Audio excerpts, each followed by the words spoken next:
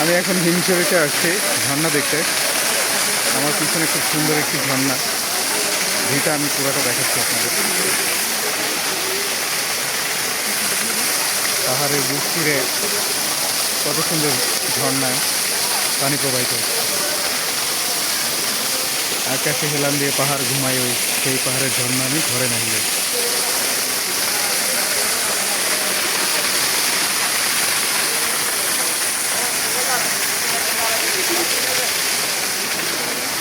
অনেক দর্শনার্থী এসেছে।